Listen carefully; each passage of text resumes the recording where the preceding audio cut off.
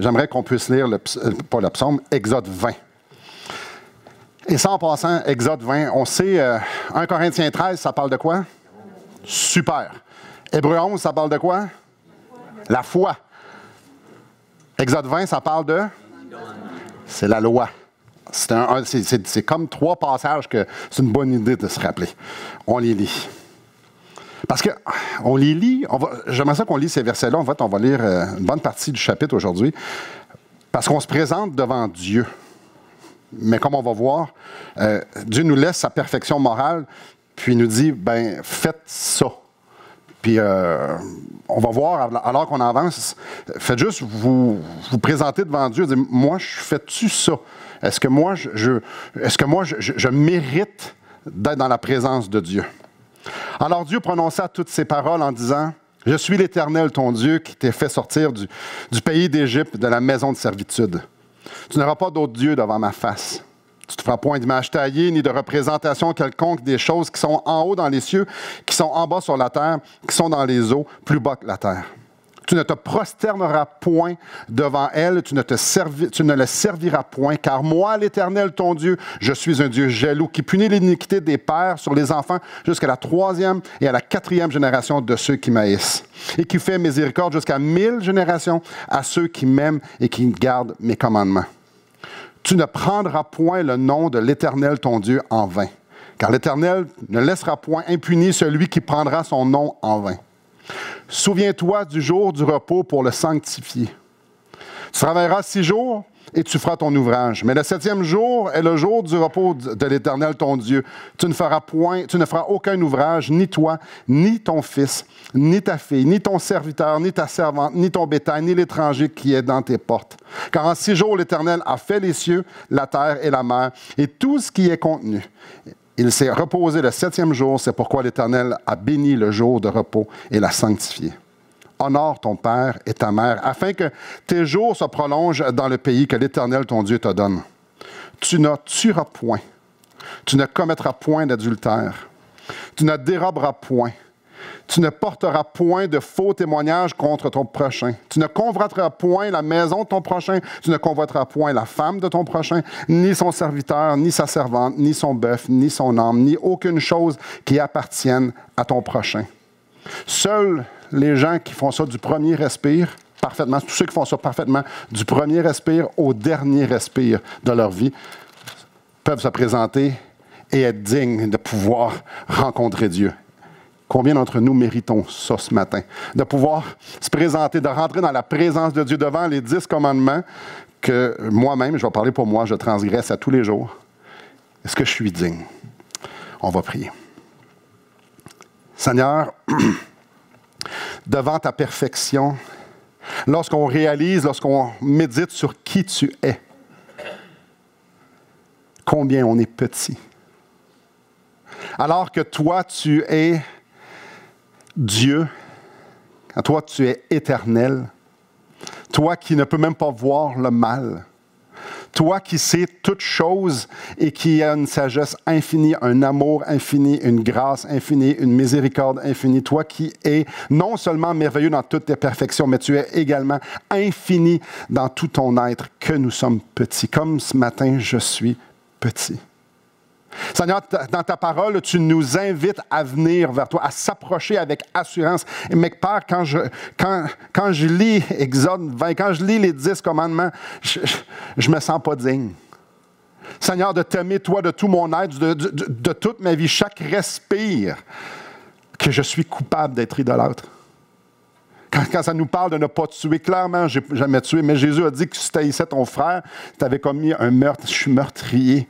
Je n'ai jamais commis d'adultère, mais Jésus a dit, si tu convoites une femme, tu as commis un adultère dans ton cœur. Je suis adultère. Je suis un voleur. Je suis menteur. Je suis idolâtre. Je suis un blasphémateur. Seigneur, pourquoi tu m'invites dans ta présence?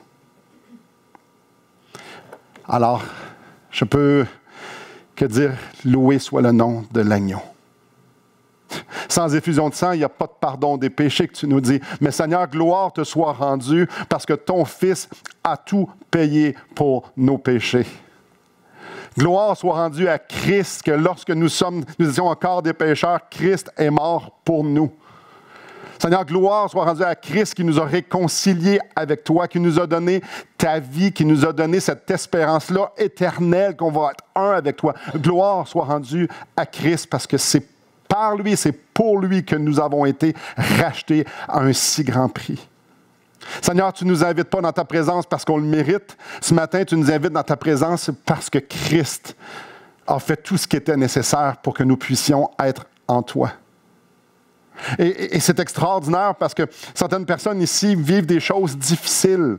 Comme je l'ai mentionné tantôt, il y a plein de bancs vides. Il y a des gens qui souffrent à la maison en ce moment. Il y a des gens qui, physiquement, c'est difficile. Que ce soit la COVID, que ce soit la pneumonie, que ce soit des mal de dos, peu importe. Il y a des gens à la maison qui ont mal. Il y a des gens qui sont ici qui ont mal. Et Seigneur, quand notre corps souffre, on a l'impression que tout notre monde tourne autour de la souffrance. Seigneur, je te prie que tu peux prendre ces gens-là et que tu puisses ouvrir les yeux de leur cœur, qu'ils puissent contempler tes bontés, contempler ta miséricorde, contempler que tu es en train de faire quelque chose de beau dans leur vie. Ah, Seigneur, que tu puisses venir les porter, que tu puisses venir mettre un baume sur leur cœur, qu'ils puissent avoir cette paix-là de cœur. Ah, Seigneur, il y a plusieurs personnes d'entre nous, sinon la totalité d'entre nous, qui sommes attachés un peu trop ou même beaucoup trop à certains péchés, qui causent des conséquences néfastes dans le couple, qui causent des conséquences néfastes avec les enfants, avec l'entourage, dans l'Église. Seigneur, on a un sérieux problème de sainteté et je m'inclus. Nous avons tous un sérieux problème de sainteté. Heureusement, tu n'es pas limité par nos incapacités.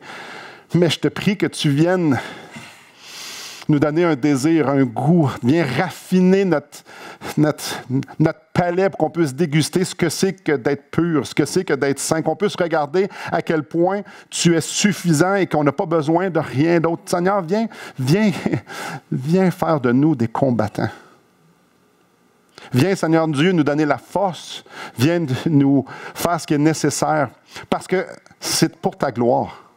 Si ton fils ou ta fille est à terre ou se lève, c'est pour ta gloire. Seigneur, s'il y a des couples qui sont maganés ou qui vont super bien, Seigneur, je te prie que ta gloire puisse rayonner. Seigneur, que ceux qui vivent dans des déserts, que ta gloire puisse venir et venir briller sur eux pour qu'ils puissent comprendre et voir à quel point tu es digne. Ah, combien on a besoin que tu nous visites, que tu nous fasses goûter ta sainteté, que tu nous fasses goûter ta gloire, que tu nous fasses voir à quel point tu nous aimes. Père, plusieurs personnes témoignent de ton nom. Que, comme on a prié la semaine passée, que ce soit Méliane dans les médias sociaux, moi, que ce soit à la radio, à la télévision, ou chacun d'entre nous, que ce soit le porte-à-porte ou bien non, un peu avec nos contacts ou ceux que tu nous mets devant nous. Seigneur, on a réellement besoin de toi. Parce que nous, on est juste des véhicules. Tu veux faire des rencontres et tu nous utilises. Tu veux utiliser notre bouche pour qu'on puisse dire aux gens d'être réconciliés avec toi par le sang de l'agneau. Alors, je te prie que tu puisses nous encourager, que je te prie que tu puisses nous rendre passionnés de la gloire de ton nom. Parce que tu en es digne. Les fruits, ça t'appartient. Oh, que je ne veux pas toucher à ça. Je ne veux pas carburer aux fruits. Ce que je veux, c'est que ton nom soit connu. Parce qu'il y est digne. Tu es digne. Alors oui, Seigneur, viens remplir nos cœurs de ta présence, viens remplir nos bouches de ta vérité pour que le monde qui tourne autour de nous, les gens qu'on croise, puissent voir à quel point tu es merveilleux. Seigneur, on se présente devant ta parole. Viens. Viens toucher nos cœurs. Viens toucher nos cœurs. Viens toucher les cœurs de ceux qui vont l'entendre en différé. Père, le plus grand besoin que j'ai ce matin, le plus grand besoin qu'on a, le plus grand besoin de l'humanité, c'est que tu nous rencontres. Tu nous rencontres à Salut, tu nous rencontres dans la vallée, tu nous rencontres en haut de la montagne. Seigneur, viens nous rencontrer. Chacun d'entre nous ce matin. Et je te prie au nom de Christ. Amen. Alors, je vous invite, chers frères et sœurs, de tourner avec moi dans Colossiens au chapitre 1. On continue notre voyage, notre pèlerinage dans Colossiens au chapitre 1. Et Je dois dire d'emblée, peut-être vous allez dire, il me semble que ça me dit quelque chose que tu es en train de dire. Bien, j'ai 1 an à partir d'aujourd'hui, c'est pour reculer en arrière, je me tenais ici devant vous et c'est exactement le même message que j'ai prêché, ou pas le même message, le même texte, il y a 1 an. Fait que ceux qui ont plus de mémoire vont voir, ouais, tu as parlé de ça l'année passée. Ben oui, je vous vends le punch, j'ai déjà parlé de ça. Mais on est rendu dans un des textes les plus glorieux de toute la parole de Dieu. En fait, c'est un texte que je fais référence très régulièrement et avec raison parce que c'est extraordinaire. Aujourd'hui, le texte qu'on voit, ben, c'est le fondement de Colossiens. Tous les enseignements que l'on va retrouver dans Colossiens ben, sont fondés sur ce qu'on va voir ce matin. Après notre texte, Paul va parler de son engagement pour Christ. Après ça, il va mettre en garde contre des faux enseignements. Après ça, il va encourager les gens de Colosse de vivre selon leur identité en Christ. Mais d'abord, avant de leur donner toutes sortes d'enseignements, il doit établir par qui la vie chrétienne est produite. Comment c'est possible qu'un chrétien puisse vivre son identité? Et non seulement ça, pour qui nous sommes chrétiens, pour qui on vit de la façon qu'on vit. Il doit établir ça. Parce que c'est tellement facile de perdre de vue pourquoi on vit comme on vit. C'est tellement facile de tomber dans « je suis capable de faire telle ou telle chose » ou « je ne suis pas capable de faire telle chose ». C'est tellement facile d'être absorbé par sa vie, d'être absorbé par ce qu'on est en train de vivre, notre expérience humaine, d'être absorbé aussi par notre expérience passée qui fait en sorte qu'il donne l'illusion que notre coffre à outils est tout à fait plein. C'est facile d'être absorbé par notre confort. C'est facile de dire « Christ m'a pardonné de mes péchés ». Il m'a donné sa vie, et évidemment, on ne le dit pas, mais de vivre en conséquence et de vivre pour nous. Donc, Dieu me donne sa vie, et après ça, je vis la mienne. C'est facile de tomber dans « je vais faire ce que je pense selon mes capacités. Les choses dures, je n'irai pas vers ça parce que je ne suis pas bon. Je n'ai pas reçu ce don-là. Je vais plus rester à la place où est-ce que c'est facile de pouvoir naviguer, où est-ce que je suis confortable. » C'est tellement facile de détourner le regard et de faire notre expérience, nos circonstances comme la pierre fondatrice de comment on pense. La preuve, on s'inquiète. Y a-t-il quelqu'un ici qui s'inquiète jamais? Levez la main. Non, levez pas la main. Levez pas la main, parce que vous allez vous faire regarder, je vous le promets. Mais pourquoi on s'inquiète? On sait ce qu'on sait. Alors pourquoi on s'inquiète? Quand ça va mal, est-ce que Dieu change? Non. Alors pourquoi on s'inquiète? C'est-tu parce qu'on a d'habitude, on pense qu'on contrôle, puis quand on n'a plus de contrôle, quand on réalise qu'on n'a pas le contrôle, on commence à s'inquiéter? Oui. Avez-vous remarqué que c'est rare qu'on prenne des décisions pour se mettre dans le trouble? J'ai un de mes amis, lorsqu'on a commencé à aller à l'école biblique, on est rentrés ensemble, puis ses parents lui ont dit « Pourquoi tu ferais ça? Tu vas être pauvre! Tu vas dans le ministère, qu'est-ce que tu fais là? Fais pas ça! Tu es en train de gaspiller ta vie! Tu te mets dans le trouble. Le monde va te regarder vivre, vont regarder tes enfants vivre, ils vont te faire juger. Pourquoi tu voudrais aller pasteur? C'est la pire job qu'il n'y a pas sur la terre. Sinon, je comprends les parents.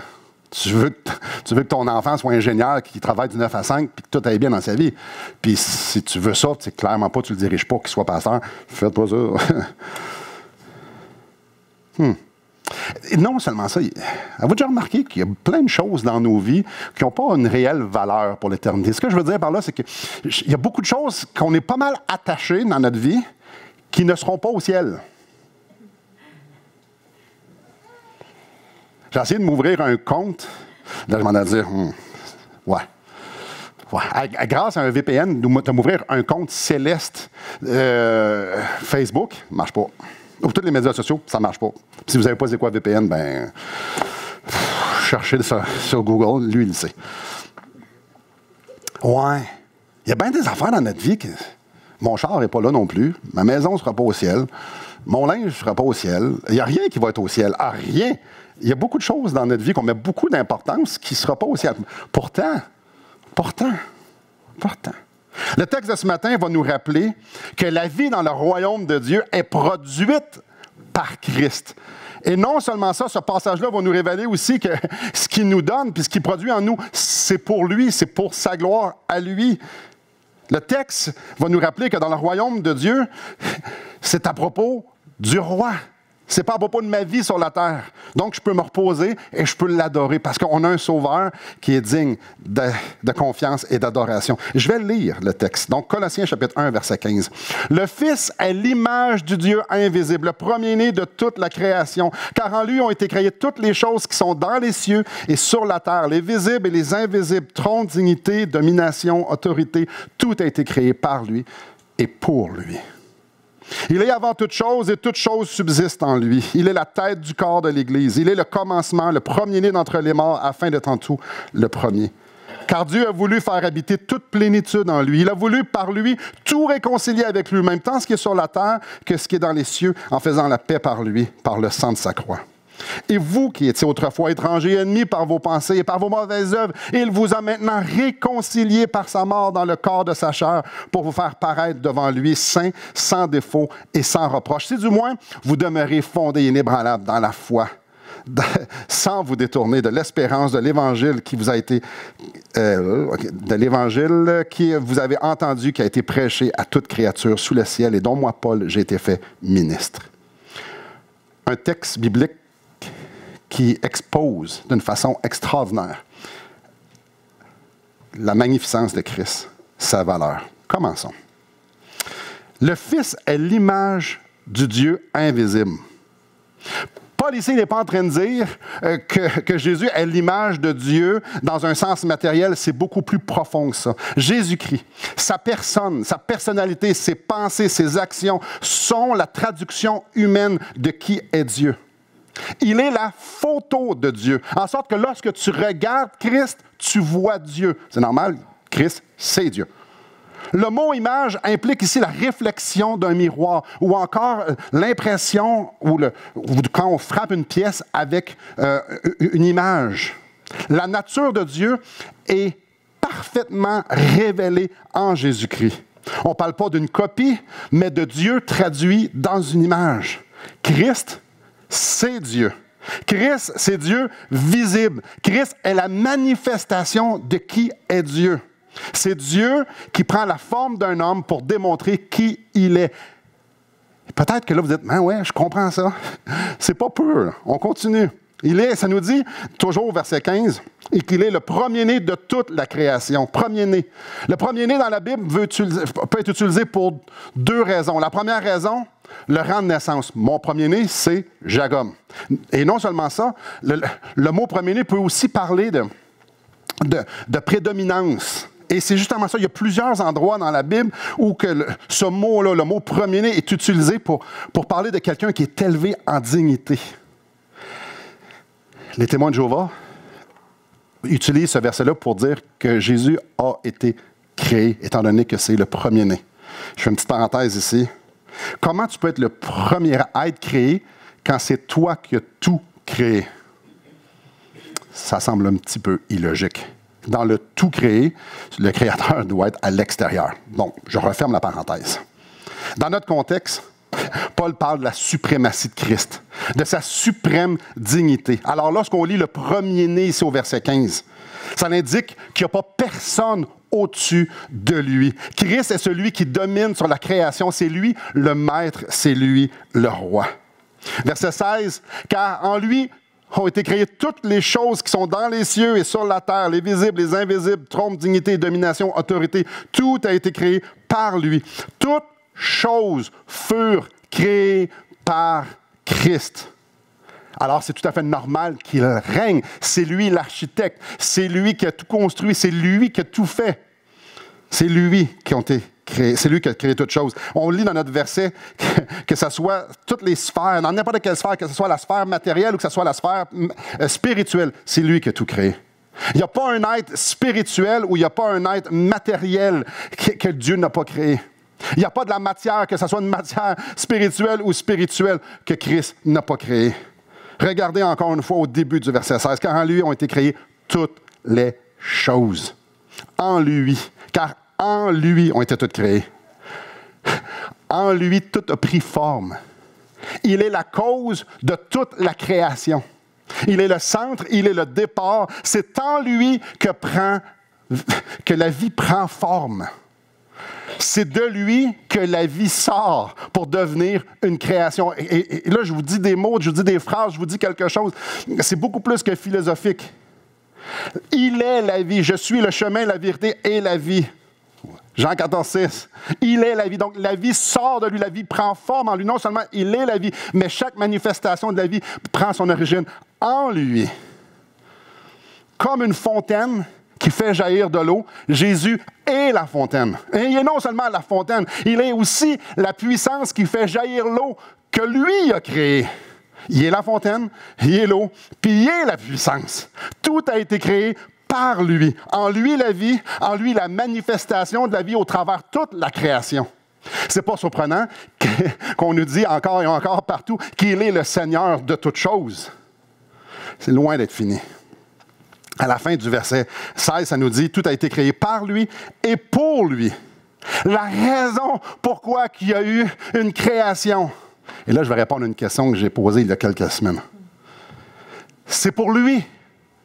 La raison pourquoi il y a un univers, qu'il y a un monde créé, que ce soit spirituel ou matériel, c'est pour lui. C'était ça son but premier lorsqu'il a mis toutes les masses d'éléments ensemble pour créer l'univers.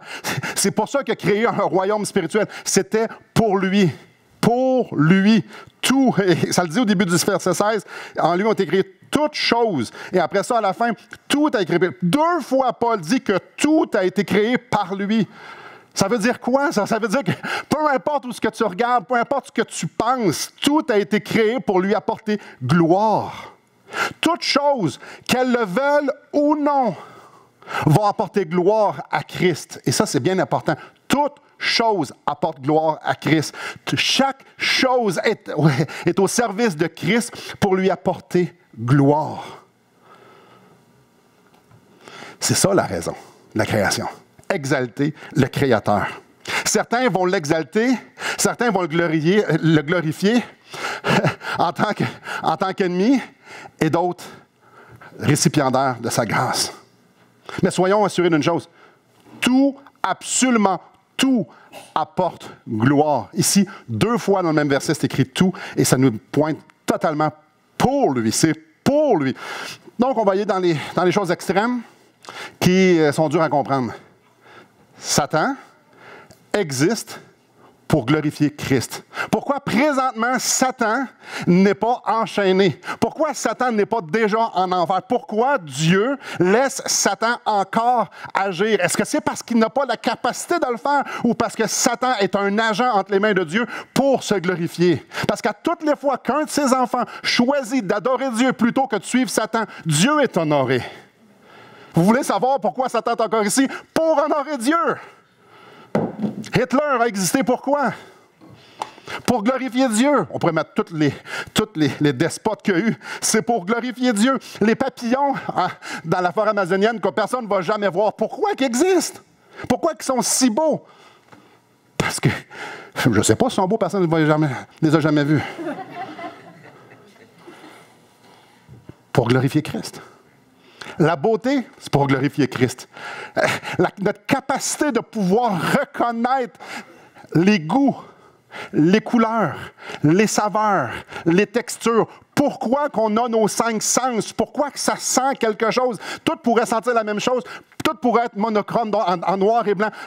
Pourquoi que c'est si merveilleux, le monde? Parce que Dieu veut qu'on fasse « Wow, merci pour le beau cadeau qu'on fasse. Wow, le Créateur est extraordinaire. » C'est pour lui. C'est pour lui. Même l'hiver, c'est pour lui. Nos cheveux tombent pour glorifier Dieu. La poussière existe pour glorifier Dieu. Le cancer existe pour glorifier Dieu. La mort existe pour glorifier Dieu. La liste est longue. Toute chose existe. Toute expérience, chaque être humain existe pour glorifier Dieu. Notre Maître a un but pour toute chose, se magnifier.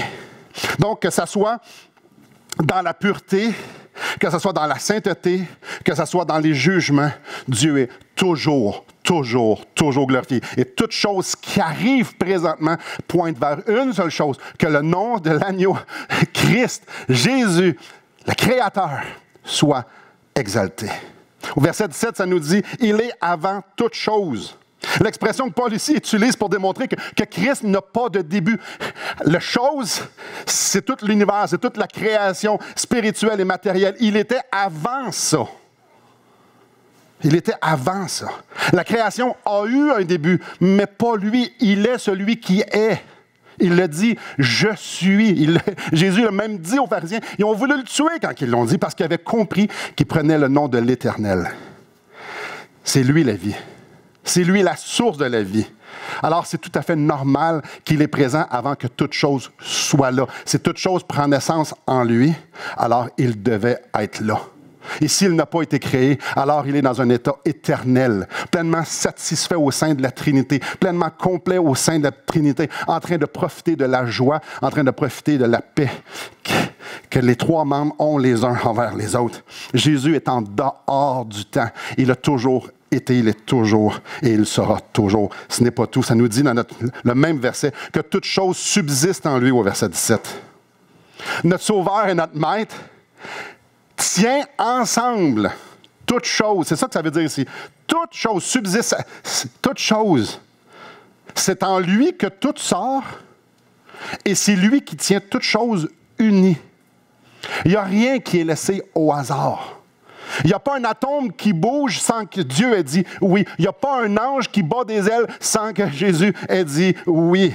Si la matière est ordonnée, si les planètes ne sont pas en train de se foncer dessus, s'il y a de la gravité, s'il y a toutes les choses physiques, la science physique qui est là tout autour de nous, si ce n'est pas un chaos, c'est parce que Christ est au centre et contrôle toutes choses. C'est lui qui tient ça ensemble. Il est la vie. Il donne la vie. Il maintient la vie. C'est lui qui a les limites de la vie. Ma femme a mis, j'ai mis au monde. Non. Ma femme a mis au monde 3 enfants. Hey, on n'était pas peu fiers.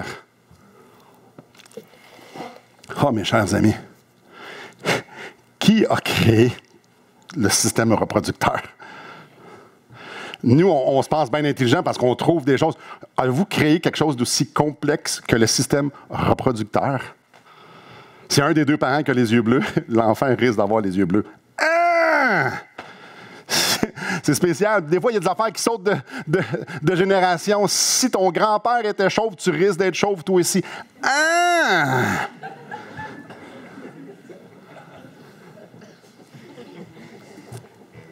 J'avoue, remarquer, je n'ai pas regardé personne quand je parlais de chauve. C'est lui qui tient tout ça ensemble. C'est pas une création, je laisse le hasard aller faire les choses. Je laisse les êtres humains choisir toute leur destinée. Non, la fin de l'histoire est écrite. Non, c'est lui qui maintient toutes choses. S'il y a un point chaos dans nos vies et dans tout l'univers, c'est parce qu'il est là. On continue. Au verset 18, il est la tête du corps de l'Église. Il règne aussi sur son Église. L'emphase n'est pas ici mise sur le fait qu'il donne la vie à l'Église, ce qui est aussi très vrai, là. Mais Paul parle plutôt qu'il contrôle son Église. Ici, il est en train de parler de gouvernance. Il parle de la souveraineté de Christ sur son Église. Paul est en train de faire écho à ce que Jésus dit. Je bâtirai mon Église. Frères et sœurs, ce n'est pas les programmes qui bâtissent une Église. Ce n'est pas une personnalité qui bâtit une Église. Ça n'a rien à voir avec nous, quel genre d'Église qu'on va avoir. C'est Christ qui bâtit son Église. C'est Christ qui fait en sorte que les gens arrivent par la porte. C'est Christ qui les sauve. C'est Christ qui fait en sorte que la vie au travers eux est bénéficiaire pour les autres. C'est Christ qui fait tout. Il bâtit l'Église. On peut être très créatif. Mais au bout de la ligne, ça ne sert absolument à rien si on n'est pas à genoux pour savoir si ça vient de lui. Le fait que Paul parle d'un corps ici, ça implique que l'Église est une unité de membres vivants. Puis que les membres du corps vont dans la direction de la tête. Avouez que c'est assez logique. L'image qui est donnée, puis qui est donnée à plusieurs endroits, elle est claire. La tête, c'est Christ. Donc, le corps suit la tête. Donc, soyons clairs d'une chose, et ça peut être dur à comprendre. Christ fait ce qu'il veut avec son Église. Christ fait ce qu'il veut avec son corps. Regardez bien ça. Ma tête va dire au reste de mon corps de se tasser à gauche. Avouez que c'est hot.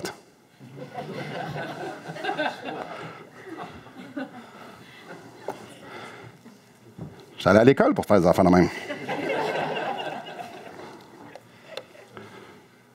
C'est la même affaire avec Christ. C'est la même chose. Il est la tête. Il dirige son corps. Aussi faux que ça puisse paraître, l'Église ressemble exactement à ce qu'elle devrait ressembler. Ah, mais c'est pas parfait, Simon. C'est ça que je disais. Il n'y a rien, absolument rien qui arrive sans son consentement. C'est pas parce que j'aime pas nécessairement ce que je vois ici ou ailleurs que Christ est moins en contrôle. C'est pas parce que j'aime pas vraiment dans une direction qu'une église ou la nôtre prend que Jésus est en train de dormir, de faire un petit roupillon, puis là, c'est en train de devenir un hécatombe parce que nous, on est en contrôle. Nous. Christ règne surtout, il est la tête. Et toute chose sert à une raison. C'est laquelle? Glorifier Dieu. Donc, l'Église est exactement à la place où ce que Jésus veut qu'elle soit. La nôtre et n'importe quelle des autres. Ce sont des églises de Christ. Et si Christ veut parler à son Église, il peut. On le voit, il parle à cette Église dans les 3 premiers chapitres d'Apocalypse. Il peut. Peut-être qu'on dit, ouais, mais moi, je ne comprends pas où ce qui s'en va avec ça. Ça donne bien, c'est pas nous la tête, on n'a pas besoin de comprendre. Tantôt, quand je me suis tassé à gauche, mes pieds ne savaient pas ce qui se passait. C'était ma tête qui le savait. Voyez-vous, le corps suit la tête. C'est pas grave si on ne sait pas ce qu'on s'en va. Lui, il sait. Ça nous dit à la fin du verset 17, ça nous dit qu'il est le commencement. Non seulement il est la tête de l'Église, il est aussi l'origine de l'Église. L'énoncé précédent, oui, ça parlait de gouvernance. Ici, ça parle de la vie. Donc, le même développement au travers de la création est aussi vrai avec l'Église. C'est par sa parole, c'est par la parole que l'Église a été fondée. Christ est la parole. Tout a été initié par lui. Le plan, l'exécution du plan, la propagation du message, c'est tout lui qui est en arrière de ça. Si aujourd'hui on est ici, si aujourd'hui on a une parole, on a sa parole, puis on a ses enseignements, c'est parce qu'il a fait en sorte qu'il a travaillé dans ses enfants pour que ça puisse venir jusqu'à nous. C'est pas par l'effort humain, mais bien par la souveraineté et la fidélité de Dieu. C'est lui, la vie. Donc certains ils ont été brûlés pour avoir contribué à ce qu'on ait la Bible entre nos mains. C'est qui? C'est pas quelqu'un qui s'est levé debout et a fait comme moi. Moi, je suis disponible pour être brûlé. Non, pas du tout. Dieu a travaillé cette personne-là pour arriver à cette place-là. Tout part de lui. Ça nous dit qu'il est le premier-né d'entre les morts à la fin du verset 8. Ici, le premier-né veut vraiment dire les 2 définitions qu'on a vues tantôt. Donc, l'ordre, il est le premier, et aussi la prééminence. Donc, c'est le plus grand. C'est pas le premier qui a été ressuscité. On se souviendra, Lazare a été ressuscité par Jésus. Donc, ce n'est pas lui le premier qui a été ressuscité. Même Élie a ressuscité quelqu'un.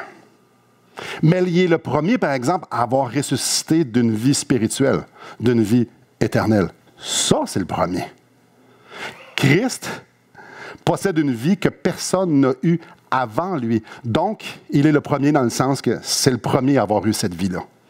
Mais la vie de résurrection de Christ que Christ possède est ultimement suprême aussi. Et donc, la prééminence de sa vie est aussi là. Il est tellement exalté qu'en vertu de notre union avec lui, il est capable de la donner, cette vie-là. Il est capable de nous communiquer sa vie. Et c'est de ça que Paul parle ici. Christ, la tête, la vie, communique sa vie à son corps, à son Église, pour qu'il puisse vivre pour lui. Non seulement il la dirige, non seulement il nous dirige, et on pourrait penser d'une façon loin, non, c'est par les vertus de son Saint-Esprit. Il est en train de diriger son Église au travers de nous, en nous. Nous sommes tous unis parce que nous avons tous accès à la même vie et nous sommes en lui. Donc, nous sommes dirigés par lui. Dans une vie céleste qui est tellement plus grande et plus haute que ce qu'on peut même comprendre. On continue. Afin d'être en tout le premier, Christ règne sur tout. Avez-vous remarqué dans ce passage-là, le terme « tout » revient quand même passablement très souvent. Paul veut être certain que peu importe dans quelle sphère on regarde, si vous avez une phrase à vous souvenir de toute l'avant-midi, c'est celle que je vais dire là. Paul veut être certain que peu importe dans quelle sphère on regarde, dans quelles circonstances on est, qu'est-ce qui est en train de se passer dans le monde, Paul veut être certain que peu importe où ce qu'on regarde, à quoi on pense, on arrive à la conclusion que Christ règne. Christ règne. Dans tout. Tout. Paul veut être certain qu'il n'y a pas l'ombre d'un doute dans la tête de personne que Christ est premier en tout. Il n'y a pas un endroit, il n'y a pas une chose dans tout l'univers, dans toute la sphère spirituelle que Christ ne peut pas dire « c'est à moi ». Et il existe cette chose-là ou ces personnes-là pour moi. Tout lui appartient et il règne sur tout. On continue, verset 19. Car Dieu a voulu faire habiter toute plénitude en lui. Tout ce qu'il y a en Dieu est également en Christ. Dans ce temps-là, il y avait des gens qui disaient que Jésus n'était pas Dieu, que Jésus était moins que Dieu. Paul leur dit, non. Non. Jésus est Dieu. Le verset 19, c'est une affirmation, c'est une proclamation que Jésus est Dieu. Il termine son argument en disant, non, Jésus, c'est Dieu. Rien de moins. Et là, on pourrait arrêter ici et on aurait suffisamment pour passer une éternité à l'adorer et de dire, wow, t'es extraordinaire. Juste sa personne. On n'a pas parlé d'œuvre ici, on a juste parlé de sa personne. C'est qui est. Il y en a assez de méditer sur sa personne pour qu'on puisse être humilié, humble devant lui, sobre devant lui, modéré devant lui, parce qu'il est la chose la plus excitante et la plus glorieuse qui soit dans toutes les sphères. On pourrait arrêter là. Mais c'est pas fini. Hein, pas fini. J'ai payé pour bien plus tard que ça encore. Là. Il m'en reste des choses à dire. Regardez bien ça, verset 21. Et vous qui étiez autrefois étrangers et ennemis par vos pensées et par vos mauvaises œuvres. Je ne veux pas trop élaborer sur le sujet parce que les versets 20 à 23 vont être couverts en profondeur un petit peu plus tard. Mais je vais me contenter de dire, nous étions des ennemis de Dieu. Ennemi de Dieu, ça ne veut pas juste dire que je ne suis pas à la hauteur. Ennemi de Dieu, ça veut dire que je lance des bombes contre mon ennemi. Ennemi de Dieu de par nature et de par mes pensées et de par mes actions. Ce que je fais est une abomination devant Dieu. Je nuis à Dieu. C'est ça, être ennemi. Puis pas juste un peu. Quand ça nous dit « par vos pensées et par vos mauvaises œuvres », on parle ici de l'être entier, entièrement ennemi, entièrement contre Dieu. Tout être humain est entièrement contre Dieu. Puis si vous dites, mais moi, je ne le suis pas, mais Dieu vous dit, oui, vous l'êtes. C'est-tu assez inconfortable, ça? Tout notre être est ennemi de Dieu. Dans Éphésiens 2:3, ça nous dit que nous sommes des enfants de colère. Ça, c'est comme ça, Dieu nous voit. Moi, je ne me sens pas de même, mais on s'en fout comment on se sent. Dieu nous dit la vérité, et la vérité, c'est il nous déclare ses ennemis. Dans Romains 3:23, ça nous dit, car tous, encore une fois, tous, tout le monde, tous ont péché et sont privés de la gloire de Dieu. Séparés de sa vie, parce qu'on est mort spirituellement. Séparés de sa volonté, séparés de sa personne, séparés de sa gloire. On est séparés à tous les points de vue de Dieu. C'est pour ça qu'on dit qu'il est saint et que nous sommes pécheurs, parce qu'il est dans une classe totalement à part, que pour nous, c'est inatteignable de pouvoir se rendre à lui. On est complètement à l'opposé de lui. On n'habite même pas dans le même univers. On n'est pas dans le même univers. On n'est pas dans le même monde que lui. Il est tout ce qu'on n'est pas parfait et infini. Et ce qui est extraordinaire, il y a un mot au verset 20 puis un mot qu'on retrouve au verset 21 qui est extraordinaire, qui est la meilleure nouvelle qui ne peut pas exister. Il a voulu par lui tout réconcilier avec lui-même. Au verset 21, oui, on est ennemis, mais au milieu, ça nous dit, il vous a maintenant réconciliés par sa mort dans le corps de sa chair. Réconciliés. Unis en lui. De séparés que nous étions, maintenant nous sommes réconciliés. Alors, aussi loin qu'on pouvait être dans un autre monde, un autre univers, parce que nous sommes des enfants de colère, et lui, il est un Dieu parfaitement saint. Maintenant, on est réconciliés. On a passé d'un royaume à un autre. Nous l'avons vu, on le voit très bien au verset 13. Il nous a délivrés de la puissance des ténèbres. Il nous a transportés dans le royaume de son Fils bien-aimé. Maintenant, nous sommes réconciliés. Par l'œuvre de Christ, nous sommes maintenant en Christ. Ce qui fait en sorte que quand moi je reconnais Christ comme mon sauveur, il prend mes péchés, il me pardonne mes péchés, et non seulement ça, il me donne sa justice, il me donne sa vie, parce que je suis maintenant inclus en lui. C'est pour ça que ça nous dit qu'on est des enfants de Dieu. C'est pour ça que ça nous dit qu'on est co-héritiers avec Christ, qu'on est une race royale, qu'on est des citoyens des cieux. Parce que maintenant, on appartient à un autre monde, le royaume de Dieu. Par l'œuvre de Christ, nous sommes rendus vivants de sa vie. L'expression « en lui » veut dire parfaitement un en lui. Christ a fait en sorte que nous soyons un avec Dieu. Nous qui ne voulions rien savoir de Dieu. Par nature, à cause de nos pensées, à cause de nos œuvres, on ne voulait rien savoir de Dieu. Christ nous a amenés, puis il nous a établis dans son royaume. Mais ce qui est extraordinaire, c'est que nous sommes en lui, parfaits en lui. Verset 22, pour vous faire paraître devant lui saint, sans défaut et sans reproche. Donc, on n'est pas juste en bon terme. On n'est pas juste en bon terme. Nous sommes un avec lui. Ça veut dire que Christ, je suis en lui, je suis tricoté avec lui. Et Christ fait partie de la Trinité. Donc, là, on s'en va loin pas mal, là. Ça veut dire que Dieu m'a inclus en Christ pour que je puisse faire partie. Vous savez comment j'ai commencé tantôt? Dans cet univers de joie, de paix, d'amour parfait qu'il y avait au sein de la Trinité. Maintenant, nous sommes là-dedans. Si vous êtes en Christ, vous faites partie de cette vie-là qu'il y avait avant toute chose dans la Trinité. On est inclus là-dedans. C'est tellement gros parce que moi, je sais qui je suis pécheur. Mais ce qui est extraordinaire, c'est que Dieu ne voit plus Simon le pécheur quand il me regarde. Il voit Christ, son Fils.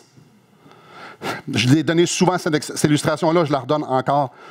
Ça ici, c'est Simon pécheur. Tout ce qu'il fait déplaît à Dieu parce que je suis pécheur. Il y a Dieu ici qui voit ça tout le temps. Il me voit sans cesse. Et à un certain moment donné, octobre 1996, j'ai vu Christ, qui il était, ce qu'il avait fait pour moi, pour que je puisse lui appartenir. Et j'ai dit, Seigneur, sauve-moi. Et à cet instant-là, le sang de l'agneau me couvre. J'étais inclus. Alors, quand Dieu me voit, c'est Christ qui voit. Quand Dieu me parle, c'est par les mérites de Christ. Quand Dieu répond à nos prières, c'est à cause de Christ. Quand Dieu m'aime, c'est à cause de Christ. C'est toujours à cause de Christ. C'est jamais parce que lui en fait assez. C'est toujours parce que je suis en Christ. Quand Dieu me regarde, il voit la perfection de Christ. De la même façon que Dieu aime son Fils, Dieu m'aime. De la même façon que Dieu aime son Fils, il vous aime. Il nous aime pareil. Parce que nous sommes dans son Fils. Parfait. Christ nous a unis à son Père. Il a tout fait pour que nous puissions goûter à cette vie riche-là. Alors qu'on réfléchit à autant de grandes vérités, on pourrait passer l'éternité à réfléchir juste sur les vérités qui sont mentionnées ici dans ce passage-là. Christ est suprême. Dans toutes les sphères créées, dans toutes les sphères, tout court, Christ est suprême. Il règne sur tout. Il soutient tout. Il contrôle tout. Puis non seulement ça, Christ a tout fait pour que je puisse vivre pour lui. Cet être extraordinaire-là a tout fait pour que je puisse vivre sa vie. Je nous pose la question. Comment va votre vie d'adoration? Comment ça va l'adoration dans votre cœur? Comment ça va? Je fais une parenthèse ici. Qu'est-ce Qu'est-ce qui vous accable? Y a-t-il des choses qui vous inquiètent? Là, aujourd'hui, en ce moment. Y a-t-il des fardeaux qui sont vraiment lourds? Peut-être qu'il y en a parmi nous qui, j'espère tout le monde entre nous, qui sont en train de lutter avec des gros péchés, puis on fait « je ne serais pas capable ». Je fais ta liste, hein? Est-ce que c'est des circonstances avec des gens, peut-être pas dans votre vie, mais dans les gens que vous aimez, ou peut-être la guerre en Ukraine, ou peut-être le COVID, ou peut-être n'importe quoi? Y a-t-il des choses qui vous semblent hors de votre contrôle? J'espère que la réponse à ça, c'est toutes. Parce qu'on ne contrôle absolument rien. Y a-t-il des choses que la bataille semble trop grande? Puis y en a-t-il d'entre nous qui s'inquiètent pour quelqu'un d'autre? Peut-être qu'il y en a parmi nous qui sont dans des déserts.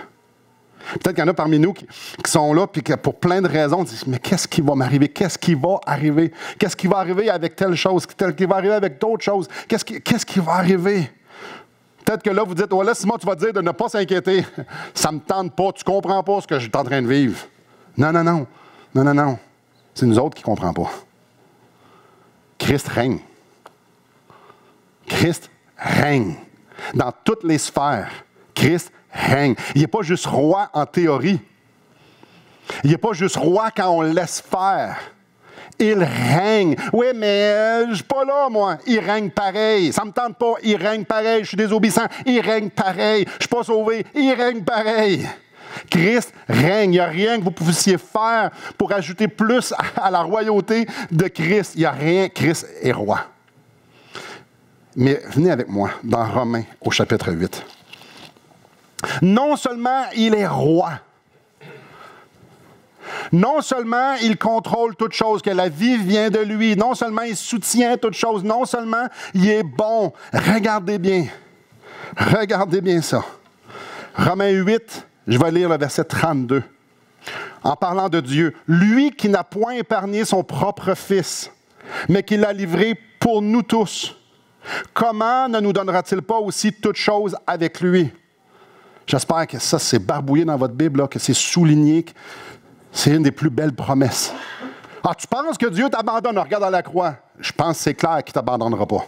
Tu penses que Dieu n'est pas présent dans telle ou telle circonstance? Regarde à la croix. Je pense que c'est pas mal clair qu'il est là. Vous savez, le Dieu qu'on sert, le Christ qu'on est en train de parler, était dans la fournaise ardente avec les 3 amis de Daniel, parce qu'il y avait 4 personnes qui étaient vues. Oh, vous êtes dans des situations difficiles, vous essayerez, vous, une fournaise ardente. Oh, le Christ qu'on est en train de parler a fait traverser 2 millions de personnes au travers d'une mer à sec. Christ, lui qu'on parle, est capable de retarder l'angle de la terre pour quelques instants pour qu'une bataille soit gagnée. C'est quoi vos problèmes? Où sont les lourdeurs? Christ a sauvé Saul de Tarse, celui qui respirait la mort des chrétiens. Il haïssait viscéralement, il a fait tuer des chrétiens, il arrachait les familles de leur maison, des églises. Puis on s'inquiète, Dieu, es-tu capable de sauver lui? Ouais.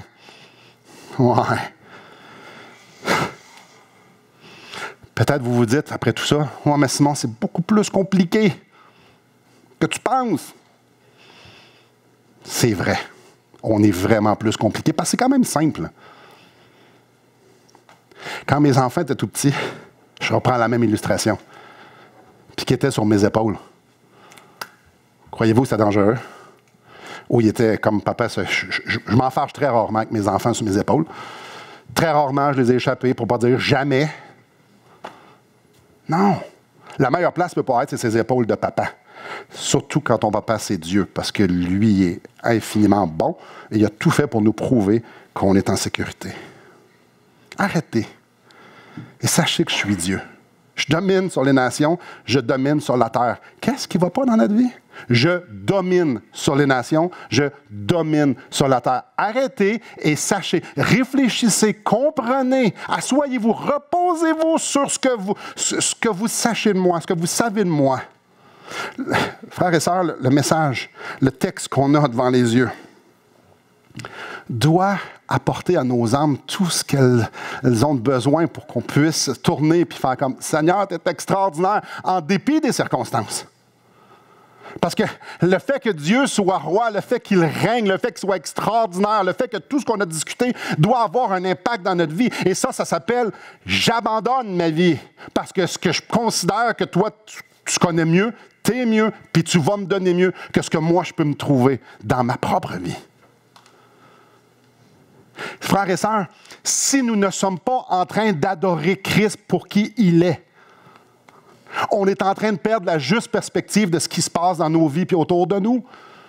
Si on n'est pas en train d'adorer celui que Christ présente, pas que Christ, celui que Paul présente, alors on est tous en train de voir les choses d'une façon biaisée. Mais quand on adore, on est en train de voir ce qu'il y a d'important. Alors quand on va descendre les yeux, on va pouvoir voir les perspectives, on va pouvoir voir les circonstances, les gens, nous-mêmes, la douleur, tout ce qui peut arriver au travers de ce que Dieu me dit de lui.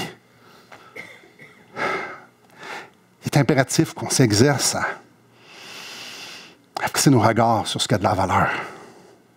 De retourner encore et encore et encore à tous les jours avec un regard sur la croix et dire « Christ est digne ». Oui, mais ça va mal, mais Christ est digne. Oui, mais ça fait mal, Christ est digne. Oui, mais c'est injuste, Christ est digne.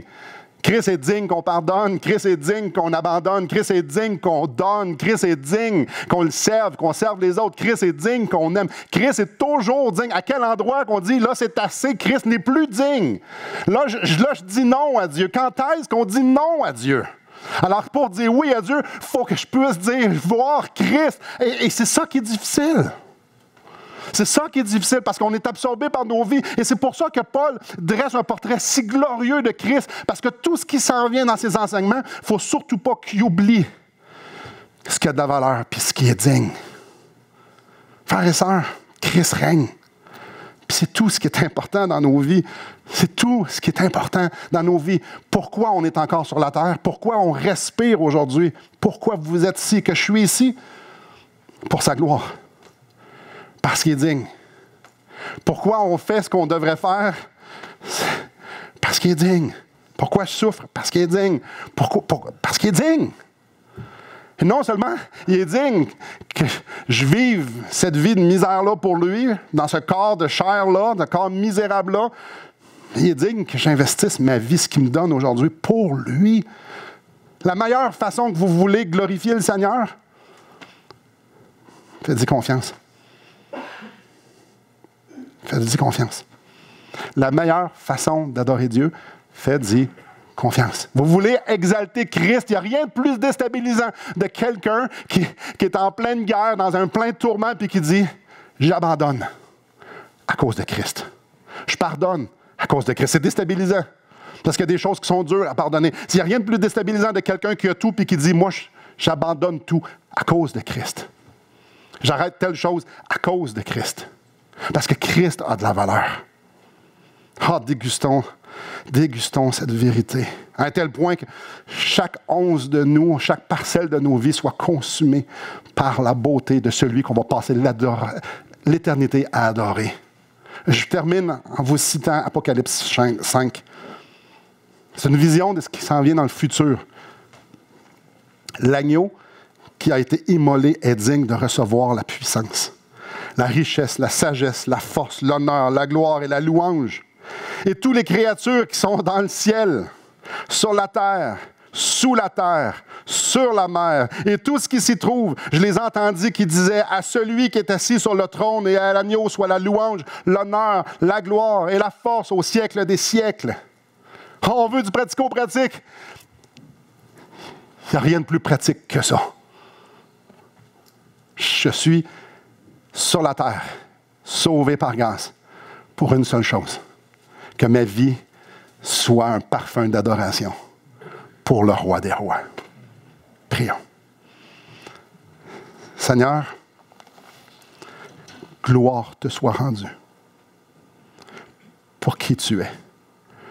Seigneur, je suis complètement inapte de pouvoir parler de toi, de pouvoir rendre justice à ça. Seigneur, il me manque de mots, il me manque de compréhension, il me manque de sagesse. Mais tu nous en as laissé assez pour nous éblouir, par exemple. C'est assez extraordinaire.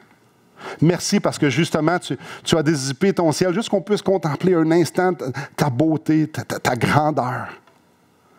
Et Seigneur, peut-être qu'il y a des gens ici qui ne te connaissent pas. Ici, tout le monde sait t'es qui, mais peut-être que quelqu'un n'a pas abandonné sa vie et s'est tourné vers Christ pour dire « Sauve-moi ». Ma prière, c'est que tu puisses toucher leur cœur à l'instant même. Seigneur, tu ne veux pas de religion. Seigneur, tu ne veux pas de religiosité. Tu ne veux pas notre aide à faire avancer ton royaume. Tu veux nous utiliser. Tu veux qu'on soit des véhicules de ta grâce et qu'on puisse sentir ta gloire. Seigneur, tu veux produire en nous ce qui est nécessaire. Tu veux qu'on puisse s'abandonner à toi pour te glorifier. Seigneur, il y a tellement de choses et je te prie que je manque de mots. Que ton Esprit Saint vienne appliquer cette vérité, ces vérités dans nos vies. Que ce soit pour le salut, que ce soit pour la marche, qu'on puisse s'abandonner pour toi. Il manque de mots. Seigneur, je ne sais pas ce que mes frères et sœurs sont. J'ai peine à savoir ce que moi je suis. Mais ce que je sais, c'est qu'on a besoin d'une vision claire, que tu viennes rafraîchir encore et encore notre vision de toi pour qu'on soit de meilleurs adorateurs. Viens nous montrer à quel point tu nous aimes. Viens nous montrer à quel point la croix vient nous réconcilier. Viens nous montrer ça. On a besoin de toi. Sois glorifié dans cette Église. Seigneur, rends-nous des vases d'honneur, des vases qui vont être passionnés pour ton adoration. Seigneur, viens te glorifier dans nos vies, dans ma vie, au Québec, dans ce monde. En fait, tu le fais déjà. Fais juste nous ouvrir les yeux pour que tu nous montres comment tu le fais. Pour qu'on puisse joindre à toute la création et te dire à quel point tu es merveilleux. Amen.